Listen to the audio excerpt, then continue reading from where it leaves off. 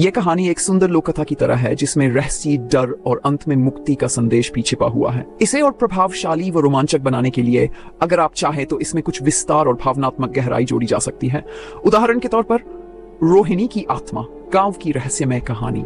गांव के पास एक घना जंगल था जहां पक्षियों की चहचहाहट और हवाओं की सरसराहट हमेशा एक अजीब सा सन्नाटा घोल देती थी। बुजुर्ग कहते थे कि उस जंगल में रात के समय जाना मना है क्योंकि वहां रोहिणी की आत्मा भटकती है। एक दिन आर्व नाम का एक साहसी लड़का जंगल में चला गया। उसे रहस्यों से खेलने का शौक था। चलते चलते उसकी नजर एक पुराने सूखे पेड़ पर पड़ी जिसके नीचे जमीन थोड़ी उखड़ी हुई थी। वहां एक पत्थर की कब्र थी जिस पर धुंधले अक्षरों में लिखा था रोहिणी। जैसे ही आर्व ने कब्र को छुआ उसे एक ठंडी हवा का झोंका महसूस हुआ। अचानक एक धीमी करुणा भरी आवाज आई, मैं अकेली हूं, क्या तुम मेरे साथ रहोगे? आर्व पीछे मुड़ा तो एक सफेद धुंध सी आकृति उसके सामने थी, रोहिणी की आत्मा। उसकी आंखों में अकेलापन था लेकिन चेहरा भयावह हो चला था।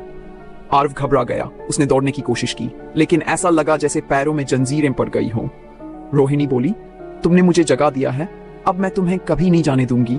किसी तरह आर्व अपनी पूरी शक्ति जुटाकर वहां से भाग निकला, लेकिन उसके बाद उसके साथ अजीब अजीब घटनाएं घटने लगीं।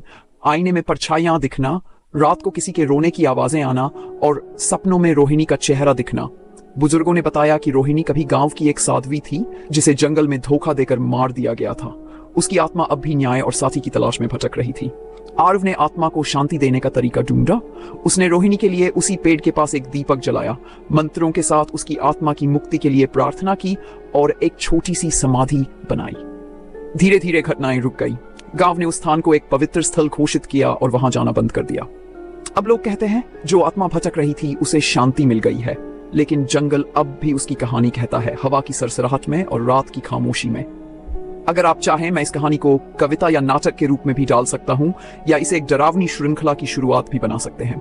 बताइए किस रूप में चाहेंगे आप इसे आगे बढ़ाना। अगर आप पहली बार मेरे चैनल पर आए हैं तो प्लीज लाइक करें, सब्सक्राइब करें, बेल आइकन दबाएं ताकि हर नई वीडियो की नोटिफिकेशन सबसे पहले आपको मिले।